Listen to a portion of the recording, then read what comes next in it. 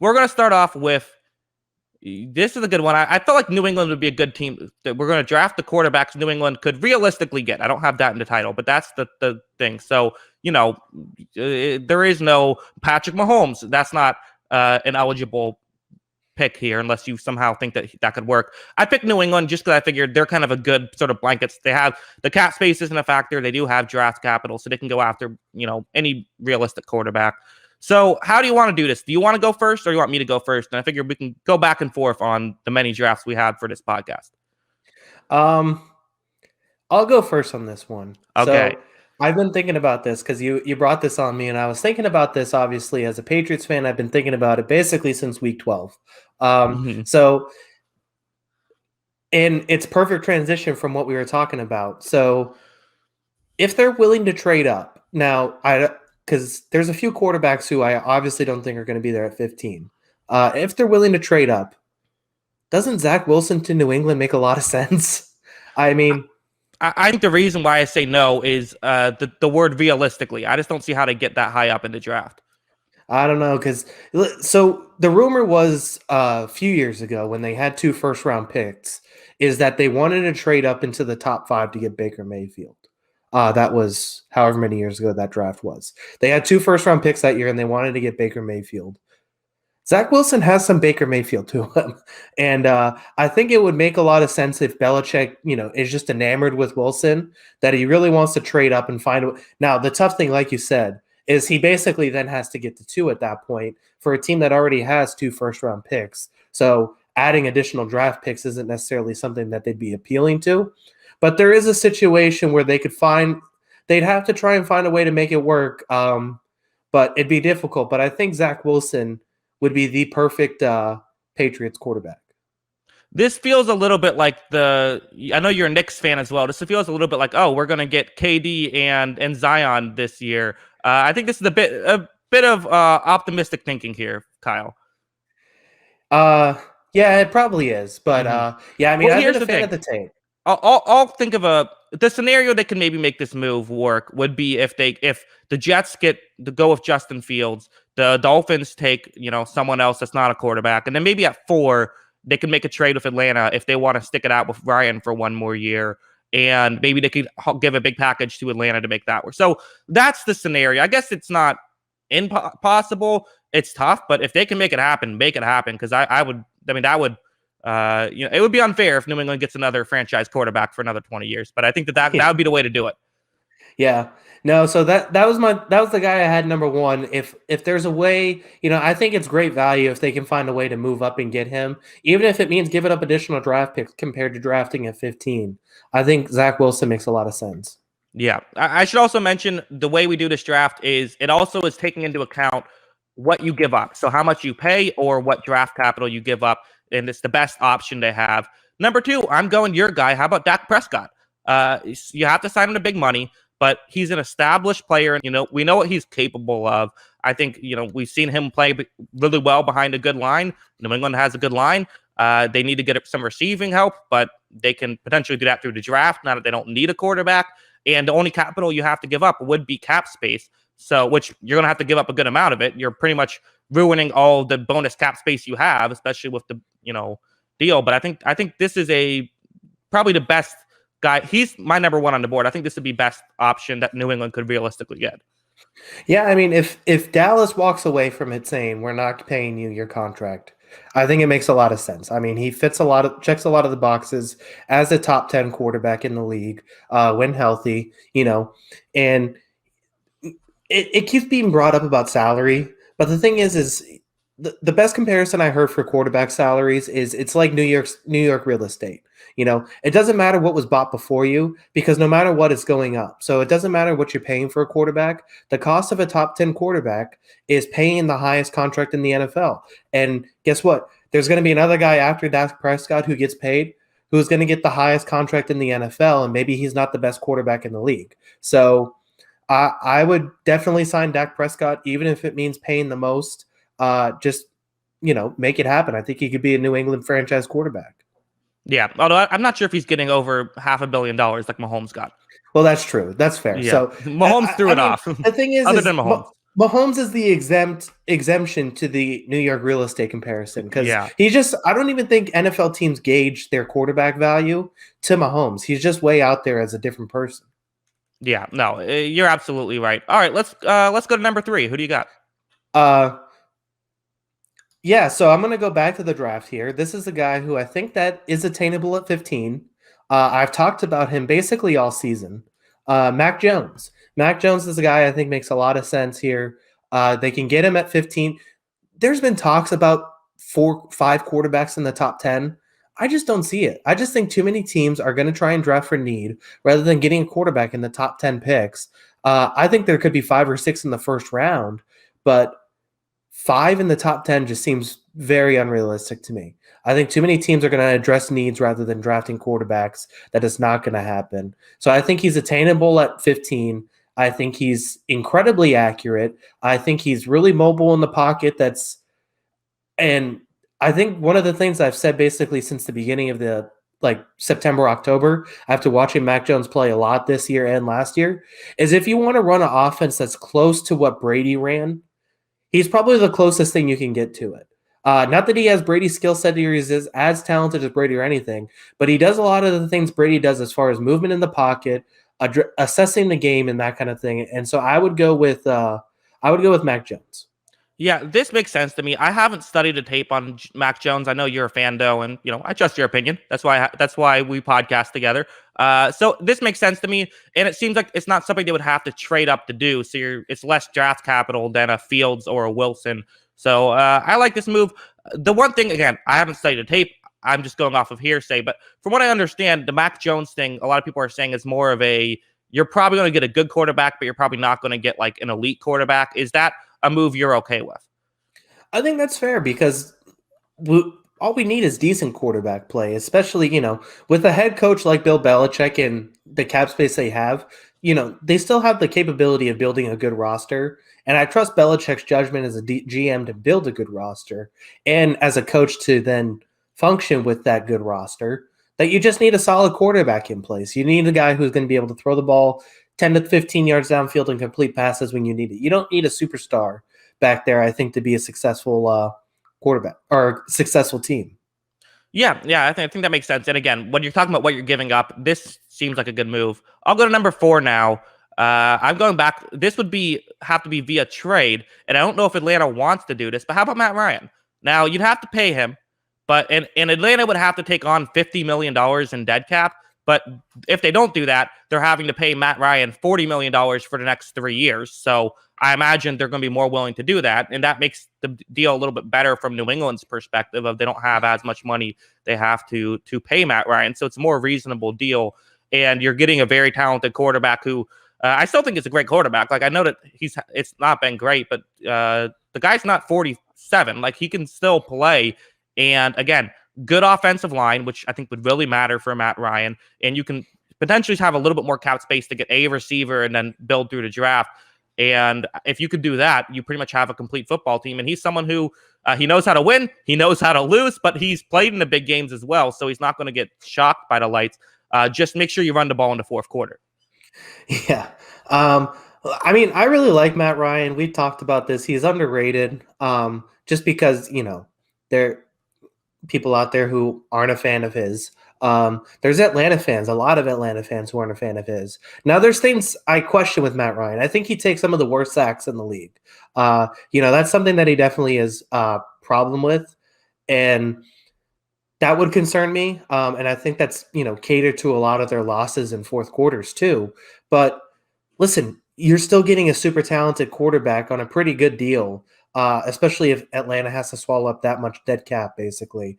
I just think he's going to cost too much if Atlanta decides to move on.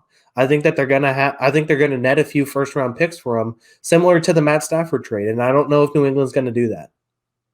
Yeah, I think that's true. That's true. It would depend on what Atlanta wants. All right, your pick now, number 5. I'm already prepared to pull my hair out if this happens, but I think it is a realistic option, whether it's by cut and sign, or a trade scenario. That's Jimmy Garoppolo. Listen, all Jimmy G does is win. So you got to give him credit for that. Whether it's all on him or not is a whole nother conversation. But Shanahan's record without Jimmy G is not very good. Um, Hmm. so it's telling somewhat that he's able to go onto the field and just make enough plays to win. So I think there's a situation where if they want to move on from Jimmy G, he comes to New England. I think he makes sense there as that kind of fit. The only concern I have with this is just I had him on my board too. I had one guy ahead of him, but that's still left. But the only concern I would have is just I don't know if San Francisco is willing to give him up without getting something in return. Someone who in return who can play quarterback. I'm not sure if they're big Jarrett Stidham fans. Probably not. So maybe the 15th overall pick could be the move. But again, now we're giving up some capital. But I think it would make sense, and you're absolutely right. All he does is win. He's certainly a top 20 quarterback in the league. I would say off the top of my head. I haven't done the list recently, but he has value. So if they can get him again, something you want. Yeah, I just feel like Garoppolo's that definition is you're not going to win because of him, but you're not going to lose because of him. You know, Hmm. and I I do think that there are some situations last year where, unfortunately, because I like the guy, we lost because of Cam Newton and because he wasn't able to make throws he needed to, or had costly turnovers at the end of game, like the Buffalo game. Um, and I just don't think you're going to lose because of Jimmy Garoppolo. You may not win a few games because of him, but he's not going to put you in a situation where you're going to fall apart. Yep. And again, he knows the system. Good offensive line. I think this makes sense. Number 6. So it came out. Colin Cowherd, the great Colin Cowherd, tweeted out Teddy Bridgewater has unfollowed all Panthers accounts on his social media. Could Bridgewater be a good quarterback for? He played decent in Carolina. He was on my list. He was someone that I liked. Um, he probably unfollowed all of the Panthers because he's been rumored in basically every trade this offseason. Yeah. I'm sure that's not, Hmm. settling for him. Uh, the Panthers are in a weird spot. I think they're kind of already ready to move on, but they don't really have anything ready to move on to. So it Hmm. sounds like he's completely for sale, but I don't really know what their plan is beyond that other than Teddy Bridgewater's for sale. If this is all some big scheme to get Deshaun Watson in the building, well, they got a long way to go. So, I mean, I would gladly take Teddy Bridgewater as a stopgap quarterback. I could see a scenario where they get Bridgewater and draft a quarterback. And, if you feel like, hey, Mac Jones is probably going to need a year or two to develop, let's get him in there and learn behind Bridgewater, who's just kind of the consummate professional. And I think that makes a lot of sense. Yeah, I like it too. I like it because it was my pick. All right, you go. Number 7 here. I'm going to go Gardner Minshew. This is someone I've talked about a couple times on here too. He's cheap. It seems like with Lawrence being basically a lock at number one, he's available, and he still has moments where he's pretty good. He has moments where he looks really bad, and the advanced numbers on him don't look promising at all sometimes. But he still has some decent numbers about him, and he's still a pretty accurate quarterback. And if there's one thing that's important in New England, it's accuracy and timing. And I think he has some of those qualities to him. So I would go with Gardner here. Yeah, I don't hate this move at all. Again, you can probably get him for cheap. I imagine a third round pick would do it, maybe even less than that, because we all know that Jacksonville's going to move on from quarterback, so they don't have much leverage there. It makes sense. I mean, Minshew's he's a good player, and who knows, maybe with a good offensive line, he can even use that mobility even more so, run with the ball, get some stuff that way. And again, you would have to get receiving help, but he's cheap, so you can now have assets to do that. Yeah, yeah, that's the thing. You can build a good team around him while you may get replacement level quarterback play, but you have a pretty good roster around him to work. Exactly. I guess maybe the one concern would be, how high is his ceiling? But he is still young, and maybe under proper coaching, he could be even better. Yeah, I mean, there's a chance. I don't know if he's going to be a long term starter in the NFL, but at the same time, there's a lot of quarterbacks we don't know are going to be a long term starter in the NFL. And at this point, we've kind of got through past the guys who we think are going to be sure things. Yeah, I'll go to someone who is certainly. It's a sure thing that you don't know what you're going to get with him. One of the more fun quarterbacks in the league, and definitely not a long-term answer. How about complete the division tour? Oh God. Ryan Fitzpatrick going to the Patriots. I mean, listen, Fitzpatrick has had his moments for sure. I know he's had his negative moments as well. There's worse options I feel like you could throw out there at starting quarterback. You do not like this pick from me.